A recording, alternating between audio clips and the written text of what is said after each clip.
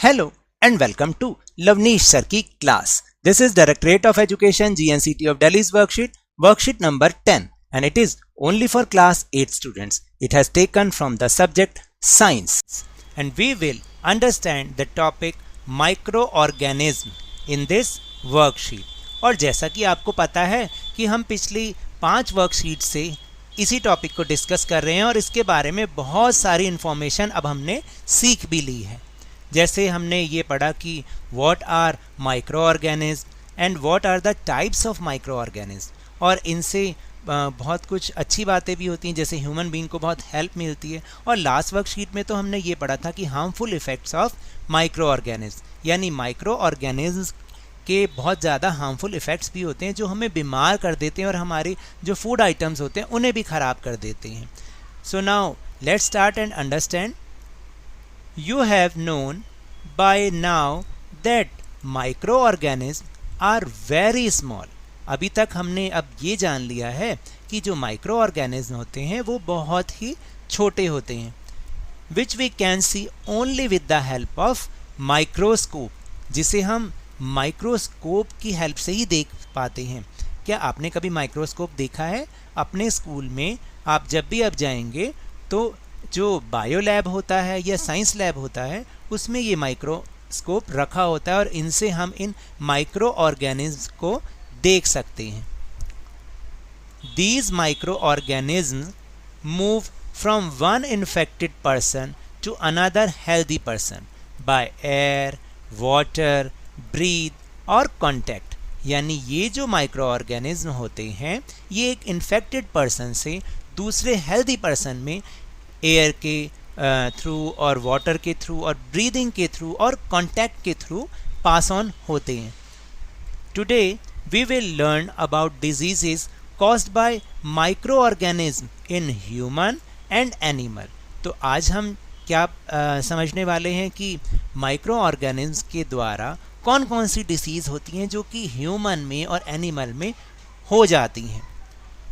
So let's find diseases causing microorganism in human beings, यानी human beings में कौन कौन सी डिजीज़ होती हैं माइक्रो ऑर्गेनिज्म के कारण। तो first type of micro organism is protozoa. नाम तो याद है ना आपको, जब हमने टाइप्स ऑफ माइक्रो ऑर्गेनिज्म पढ़े थे। प्रोटोजोआ, प्रोटोजोआ से कौन सी हमें डिजीज़ हो जाती है? मलेरिया। ह्यूमन बींग्स में मलेरिया हो जाता है। तो आपने देखा है ना, कभी कभी तो ये डेथ कॉजिंग भी हो जाता है। Second type of micro organism is bacteria. Bacteria से कौन कौन सी डिजीज़ होती हैं? जैसे ट्यूबरोक्लोसिस, जिसे हम टीबी के रूप में भी जानते हैं कि भाई टीबी वहाँ उसका एक वेल नोन नेम है। फिर कोलेरा, जिसे हम हैजा भी कहते हैं, और टाइफाइड। ये कुछ डिजीज़ हैं जो कि हमें बैक्टीरिया से हो जाती हैं। फिर third micro organism is virus. Virus का नाम सुनते ही आप एकदम चौंक जाते हैं क्योंकि आजकल एक वायरस तो बहुत ज़्यादा फैला हुआ है, which is covid corona virus.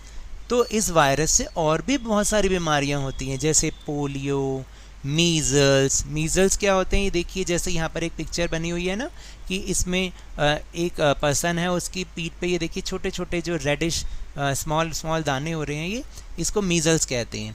फिर नेक्स्ट इज़ हेपेटाइटिस ए, ये भी वायरस के थ्रू ही होता है। And chicken pox. Chicken pox तो आप देखिए कि इसमें क्या होता है, ये कई बच्चों को हो जाता है, कई बड़ों में भी हो जाता है कि हमारे पूरे बॉडी पर छोटे छोटे जो है दाने हो जाते हैं। तो ये तो कुछ डिजीज़ थी जो माइक्रो ऑर्गेनिज्म से ह्यूमन बींग्स में होती हैं। अब हम ये सीखेंगे कि इन डिजीज़ को प्रिवेंट करने के क्या मेजर्स हैं। Measures to prevent disease. तो हमें क्या क्या करने चाहिए, क्या क्या मेजर्स लेने चाहिए? First is keep your surroundings clean. हमें अपने आसपास बिल्कुल क्लीन रखना चाहिए। हमें क्लीनिंग पे बहुत ज़्यादा जोर देना चाहिए ताकि ये डिजीज़ हो ही ना पाएँ। डू नॉट डिफेकेट इन ओपन, यानी ओपन में हमें डिफेकेट का मतलब होता है कि हमें टॉयलेट नहीं जाना चाहिए और जैसे लैट्रिन वगैरह नहीं जाना चाहिए ओपन में, तो इससे बहुत ज़्यादा बीमारियां होती हैं। Wash hands before and after eating food, जब भी हम खाना खाएं उससे पहले भी और उससे बाद में भी हमें हैंड वॉश जरूर करने चाहिए। Do not allow water to collect around you, अपने आसपास वाटर को कलेक्ट नहीं होने देना, क्योंकि इससे आजकल जो एक और बीमारी फैली हुई है, जैसे इस सीज़न की जो बीमारी होती है वो होती है dengue fever.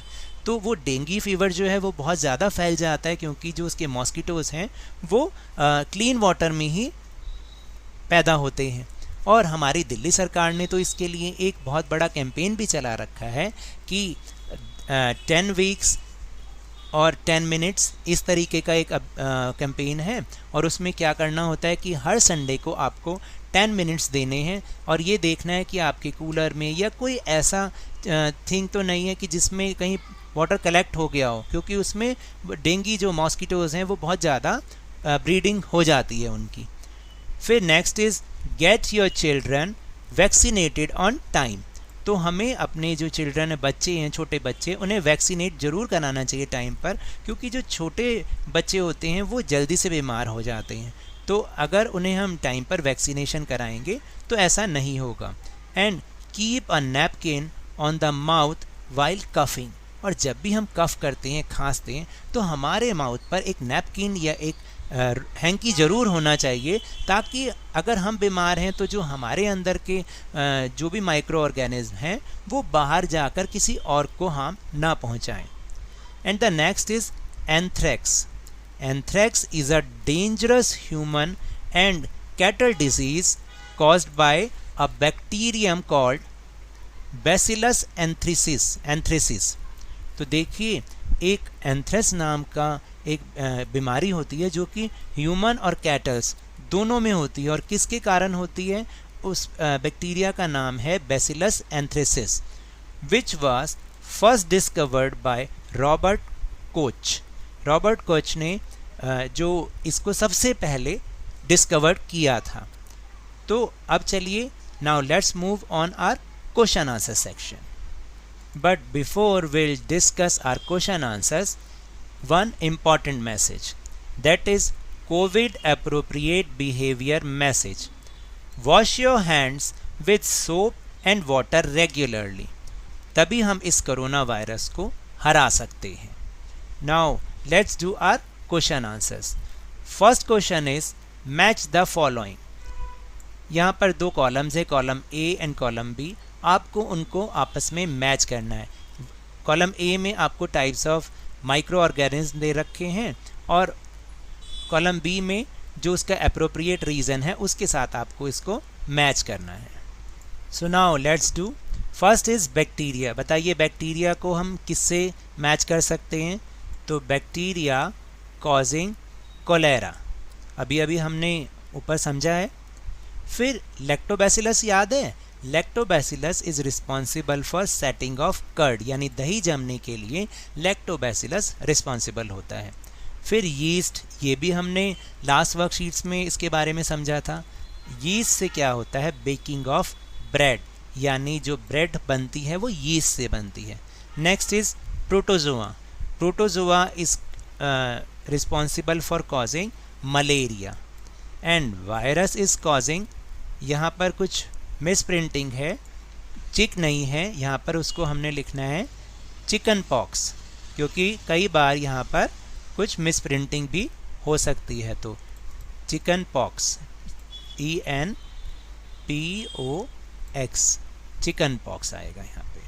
Now the next question is write any 2 ways to prevent malaria. Answer is 2 ways to prevent malaria is keep your surroundings clean and do not allow water to collect around you. Question number 3 is name any 3 diseases spread by bacteria and virus in human. So the answer is diseases spread by bacteria. First is tuberculosis, cholera and typhoid, and through virus COVID-19, CoV-2 SARS, polio, measles, hepatitis A and chickenpox.